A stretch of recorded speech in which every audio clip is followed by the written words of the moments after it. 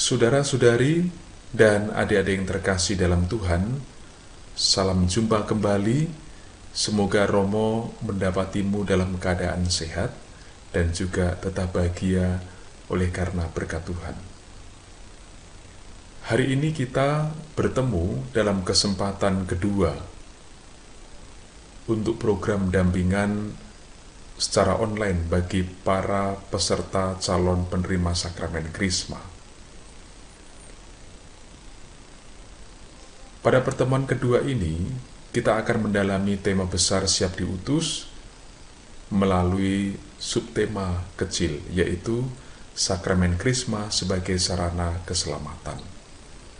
Secara pelan-pelan, kita akan dibantu tidak hanya memahami dengan pikiran, tetapi dengan hati kita, sebagai cara untuk mengembangkan kehidupan beriman kita. Barangkali kita sudah beberapa kali mendengar dalam kesempatan yang berbeda tentang sakramen itu apa. Tetapi kali ini kita tidak hanya akan menggali tentang artinya, tetapi mengapa ada sakramen dan mengapa kita membutuhkan sakramen itu dalam kehidupan kita. Supaya proses kita dapat berjalan dengan baik, mari lebih dahulu kita mohon berkat dari Tuhan dalam doa pembukaan. Kita siapkan hati ya. Dalam nama Bapa dan Putra dan Roh Kudus. Amin. Datanglah Roh Maha Kudus, masuki hati umat-Mu, sirami jiwa yang layu dengan embun kurnia-Mu.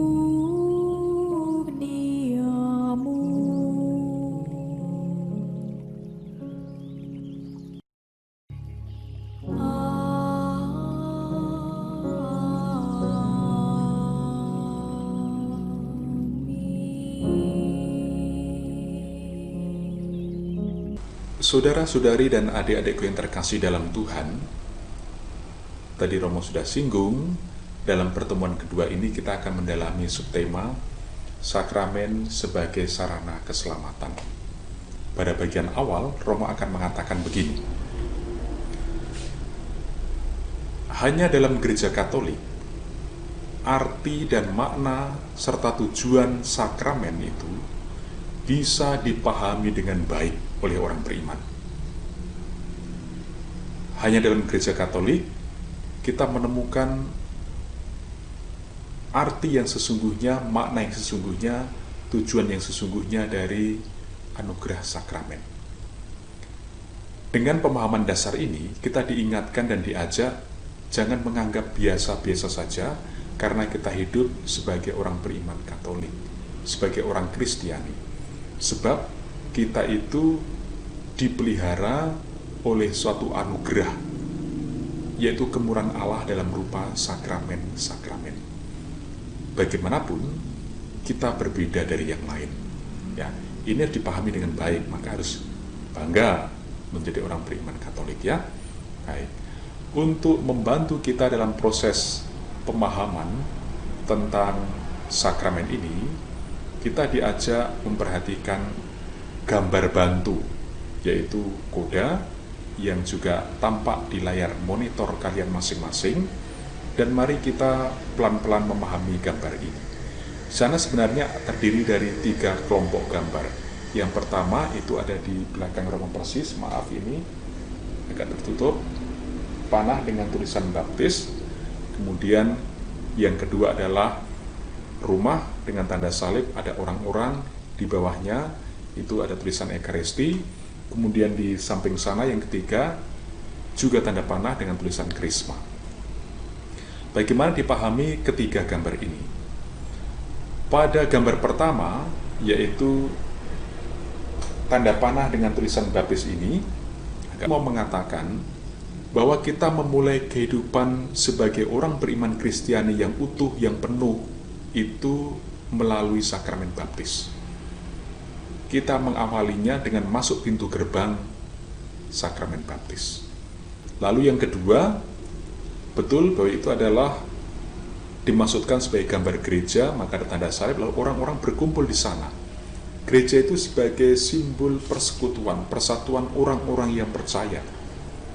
Nah, dalam persekutuan itu, orang-orang beriman merayakan imannya, merayakan puncak imannya, yaitu dalam Ekaristi. Mengapa disebut puncak? Karena dalam perayaan Ekaristi itu, kita tidak hanya beribadah, kita nggak hanya berdoa, kita tidak hanya bernyanyi, tetapi di sana kita berjumpa dengan Kristus yang hadir dalam sabda dan makanan rohani, yaitu komuni suci. Ya, dalam Ekaristi itu kita diutuhkan hidup dalam persekutuan sebagai orang-orang beriman, di mana Kristus Tuhan hadir untuk mendampingi, memelihara, dan menguatkan pengharapan kita sampai kehidupan akhir. Nah, lalu gambar yang ketiga, di sana tanda panah dengan tulisan Krisma. Ketika orang-orang beriman itu telah mengalami karunia kehidupan baru, hidup yang benar, hidup yang dipelihara oleh anugerah keselamatan, maka segala berkat itu bukan untuk dinikmati sendiri, bukan. Tetapi anugerah itu kemudian oleh kita, ya, harapannya mendorong kita untuk kemudian dibagikan kepada yang lain, diwartakan kepada yang lain. Maka Krisma itu sebagai suatu sakramen perutusan juga kadang-kala disebut demikian. Ya, ini juga bagi kita perlu diperhatikan. Mari kita dalami lebih lanjut pembahasan tentang ini. Nah, kita mengawalinya, memulainya dengan pertanyaan, sakramen itu apa? Ya, kita ini sudah sekian lama hidup sebagai orang Katolik, tapi kadangkala kita hanya tahu dari hafalan tentang sakramen itu apa. Tetapi pendalamannya kadangkala ya masih cukup memprihatinkan. Sakramen dari usul katanya, asal usul katanya, yaitu bahasa Latin sacrare, artinya keramat atau suci, keramat atau suci. Dalam bahasa Jawa ada istilah yang namanya wingit. Wingit, artinya apa? Sesuatu yang di dalamnya itu ada aura, ada kuasa keilahian yang besar, ada kekuatan ilahi yang besar, kekuatan yang maha kuasa hadir dalam sesuatu yang disebut keramat atau suci atau wingit itu. Nah, kurang demikian. Dari artian asal-usul kata ini, lalu kemudian kita bisa menemukan makna sederhana, makna sederhananya saja dari sakramen, yaitu sarana yang diberikan Allah kepada gereja agar selamat. Roma ulangi, sarana yang diberikan Allah kepada gereja agar selamat. Kita bedah bersama-sama dari makna sederhana tentang sakramen ini. Yang pertama dikatakan sarana yang diberikan Allah. Artinya apa? Ini artinya sakramen itu adalah upacara suci yang dibuat dan dilakukan oleh Allah sendiri. Dalam pengalaman kita, sering kita itu gelisah, khawatir apakah upacara sakramen ini sah atau tidak. Misalkan saat baptisan mereka yang dibaptis tidak pakai baju putih, atau juga saat perkawinan, loh kok pengantinnya nggak pakai jas, nggak pakai baju pengantin yang indah, misalkan. Kenapa dalam upacara sakramen kok kurnya nggak bagus? Romo salah-salah waktu membaca, kok urutannya itu agak ragu, ini sesuai apa enggak, cocok apa enggak. Kadang-kala kita gelisah dengan itu. Kita khawatir apakah ini sah apa tidak. Padahal dalam upacara sakramen itu, di mana orang beriman berkumpul, Allah hadir memberikan anugerah sakramen itu dan melakukannya sendiri. Artinya, karunia berkat yang terjadi, yang diberikan dalam upacara sakramen itu dilakukan oleh Allah sendiri. Allah yang menentukan, bukan soal nyanyinya, bukan soal seragamnya, bukan soal katakanlah romonya lancar apa enggak, khotbahnya bikin orang tertawa apa enggak, bukan soal itu. tapi Allah yang hadir yang melimpahkan anugerah rahmat dalam upacara sakramen itu. Yang kedua dikatakan kepada gereja. Artinya sakramen itu dipercayakan dan dihadiahkan oleh Allah hanya kepada gereja, orang-orang yang beriman, orang-orang yang percaya. Allah tidak akan pernah dan tidak akan mungkin mempercayakan anugerah sakramen itu kepada orang yang tidak percaya, orang yang tidak beriman. Mengapa? Mereka tidak akan sanggup menerima. Jangankan tentang soal ketidaksanggupan untuk menerima, bahkan untuk mengerti pun tidak mungkin bagi mereka. Tetapi justru inilah bagi kita orang-orang yang percaya, gereja ini, kita mendapatkan keistimewaan, yaitu anugerah dalam rupa sarana suci yang dipercayakan oleh Allah kepada kita semua. Lalu yang ketiga dikatakan agar selamat. Ini artinya tujuan dari sakramen itu satu saja, tunggal tujuannya. Apa? Supaya orang-orang percaya yang menerima anugerah keselamatan, anugerah sakramen itu menemukan juga berkat keselamatan. Artinya mereka dipelihara oleh anugerah itu sampai kepada akhir, yaitu keselamatan kekal. Jadi upacara sakramen itu bukan diada-adakan, bukan dibuat-buat, bukan dicocok-cocokkan, tidak. Tapi upacara sakramen itu memang sesuai dengan kehendak Allah, kita warisi dalam tradisi gereja, dan di sana kita menemukan keyakinan iman bahwa Allah yang hadir dalam sakramen suci itu, dalam Allah yang menginginkan orang yang menerimanya dengan penuh iman sampai kepada keselamatan kekal. Tadi disinggung bahwa sakramen itu kita terima juga oleh karena adanya tradisi yang diwariskan kepada kita. Itu memang benar. Tradisi suci yang adalah salah satu sumber iman kita. Karena kita mempunyai 3 sumber iman ya. Tradisi suci, kitab suci, dan kuasa mengajar gereja atau magisterium. Tradisi suci itu apa? Berbagai macam kebiasaan dan juga pengakuan iman. Mulai dari para rasul, kemudian diteruskan kepada gereja awal, gereja purba, gereja perdana, lalu sampai kepada kita saat ini. Dan dijaga oleh otoritas, yaitu kuasa mengajar gereja atau magisterium.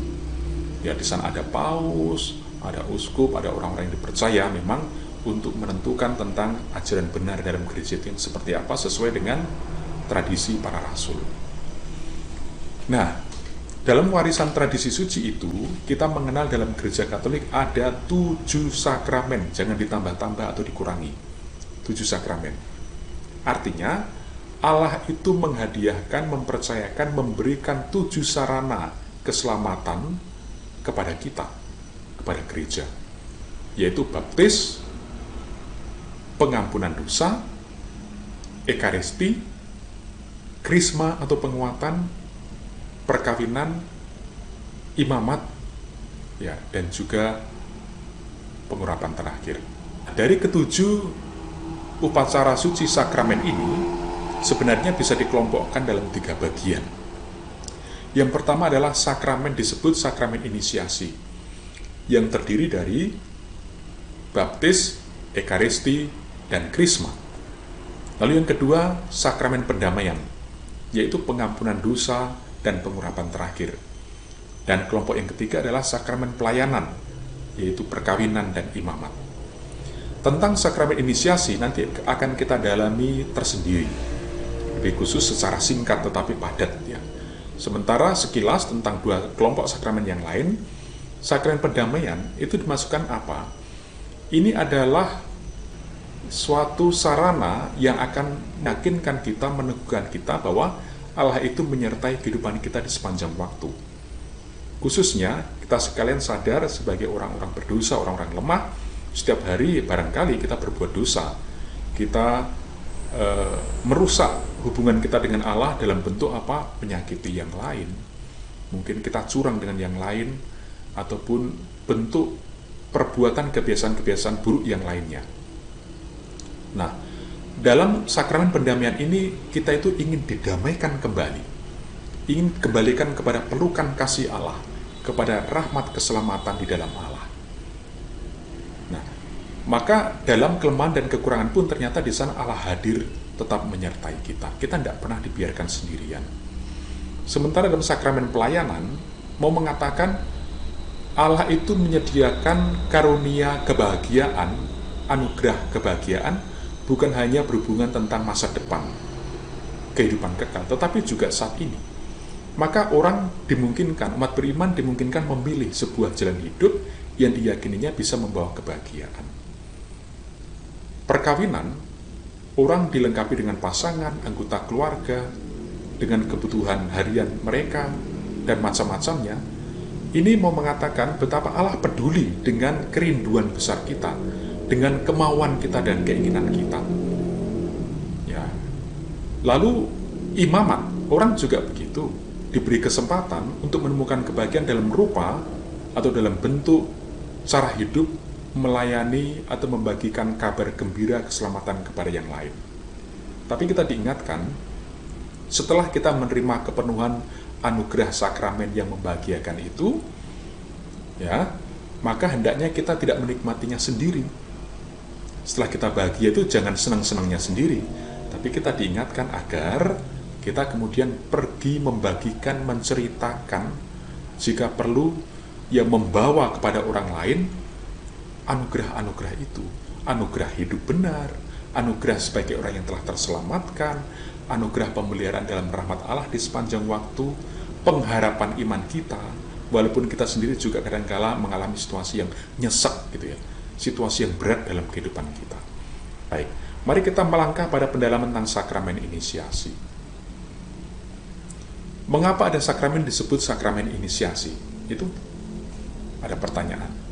Inisiasi itu berasal dari bahasa Latin istilah itu. Initium, artinya permulaan atau masuk. Ketiga sakramen yang termasuk di dalamnya, baptis, ekaristi, krisma, itu disebut sakramen inisiasi dikarenakan dia menjadi tanda dan sarana permulaan atau masuk ke dalam keanggotaan Gereja Katolik secara penuh. Ya, secara penuh artinya bukan hanya baptis karena dia menjadi anggota gereja, tetapi juga dalam krisma dia penuh karena bisa ambil bagian dalam berbagai macam karya pelayanan dan perutusan gereja dalam kehidupan sehari-hari. Gitu. Nah, penjelasannya begini sederhananya. Dengan baptis kita diresmikan sebagai anggota gereja, tetapi sekaligus juga ada karunia lain yang sebenarnya kita terima. Apa? Pengudusan kembali, pemulihan kembali martabat kita sebagai anak-anak Allah. Ingat, kita lahir dengan mewarisi dosa asal. Dengan baptis itu kita dimurnikan kembali, pulihkan kembali martabat kita sebagai anak-anak Allah. Ya, maka kita menjadi umat Allah yang kudus. Gitu. Lalu dengan ekaristi, hidup kita itu disatukan. Ada istilah diinkorporasi, diutuhkan kembali dengan hidup Yesus sendiri. Dan dengan itu kita juga diutuhkan persekutuan kita sebagai anggota gereja, dan bersama dengan yang lain kita menjadi anggota tubuh Kristus. Ekaristi itu menguatkan pengharapan kita, Roma ulang sekali lagi. Ekaristi itu memurnikan kita kembali. Ekaristi itu membuat kita semakin diteguhkan bahwa Tuhan sungguh selalu bersama dengan kita di sepanjang waktu, apapun keadaan dan situasinya. Ekaristi, Kristus hadir dalam rupa sabda dan makanan suci, makanan rohani, komuni suci. Dan dia tinggal dalam hidup kita. Lalu dengan ekaristi, kita sebagai umat beriman semakin dikukuhkan status kita sebagai anggota gereja yang dewasa dalam iman dan memperoleh hak juga kewajiban lebih utuh, lebih penuh untuk berperan dalam berbagai karya keselamatan gereja. Salah satu kebanggaan hidup sebagai seorang pribadi itu adalah ketika dia sudah dewasa, dia tidak hanya dibiarkan atau dianggap nggak ada, tetapi dia bisa ambil bagian, dia memperoleh haknya untuk berkontribusi, menyumbangkan sesuatu dalam rupa apa? Peran, tanggung jawab, pelaksanaan tugas-tugas, pelayanan-pelayanan, dan lain sebagainya. Baik dalam lingkungan gereja, tapi juga dalam kehidupan sehari-hari, entah di tengah keluarga, di tempat kerja, dalam lingkungan masyarakat. Nah, demikian. Lalu Ketiga sakramen ini, baptis, ekaristi, krisma, dia itu satu kesatuan dan saling mengandaikan. Maka ada tradisi juga untuk mereka yang baptis dewasa, yang sudah berumur biasanya 60 tahun ke atas, langsung diterimakan ketiganya. Berbeda dengan mereka yang dibaptis sejak lahir. Karena logikanya begini, tidak mungkin anak bayi sudah dikasih tanggung jawab, kamu mewartakan ya tentang keselamatan, kebahagiaan, kebenaran pada orang lain. Ya mereka belum sanggup, maka dibutuhkan lagi persiapan secara khusus bagi mereka seperti yang kita alami pada saat ini. Nah gitu ya. Baik, agar ini bisa kita endapkan, bisa mengendap dalam diri Anda masing-masing, bahan pendalaman yang singkat tetapi harapannya padat maknanya ini, mari kita perhatikan berikut, yaitu tugas. Ya, tugas. Kita diajak untuk menulis jawabanmu pada selembar kertas. Yang pertama, coba diingat dan tulislah dengan baik berkah apa saja yang sudah kita terima ketika kita dibaptis. Tadi Romo juga sudah singgung. Dan hendaknya kita menemukan aneka berkat yang kita terima karena kita telah menerima sakramen baptis. Yang kedua, lewat sakramen ekaristi atau komunion suci, kita disatukan dengan hidup Tuhan Yesus Kristus. Pertanyaannya, bagaimana pendapatmu? Kalau ada orang Katolik yang setiap minggu ke gereja, ikut misa, dan juga sambut komunion suci, tetapi dia masih suka bermusuhan dengan orang lain, mungkin bermusuhan dengan pasangan hidupnya, bahkan dia membenci orang lain, membenci anggota keluarga mungkin, atau bahkan dia juga malas aktif di KBG-nya, malas aktif di komunitas di lingkungannya, pengennya itu dilayani terus gitu. Kalau nggak dilayani diprotes, kalau pendapatnya nggak didengar dia marah-marah gitu. Nah, bagaimana pendapatmu tentang hal ini? Dan semoga kita tidak termasuk di antaranya ya, gitu ya. Kalau termasuk ya berarti jadi nasihat juga untuk kita, nasihatilah diri kita sendiri. Saudara-saudari dan adik-adik yang terkasih, demikian tadi proses pertemuan kita yang kedua dalam program dampingan online untuk kalian semua, para calon penerima sakramen Krisma. Semoga apa yang telah kita dalami sungguh pelan-pelan bisa menjadi bagian dari hidupmu, menjadi milikmu sendiri. Tapi Romo mengingatkan tentang satu hal, tugasnya jangan lupa. Segera dikerjakan, lalu dikumpulkan di paroki, baik melalui WA maupun bisa juga diantar langsung ke kantor sekretariat paroki. Sampai jumpa lagi di minggu depan. Semoga kalian tetap dalam keadaan sehat dan tetap semangat sebagai murid-murid Kristus mempersiapkan diri untuk menyambut sakramen Krisma. Kita mengakhiri kegiatan kita ini dengan mohon berkat dari Tuhan agar segala rencana dan aktivitas kita hari ini mendatangkan kebahagiaan dalam hidup dan juga dapat kita lakukan dengan baik. Mari kita siapkan hati untuk berdoa. Dalam nama Bapa dan Putra dan Roh Kudus. Amin.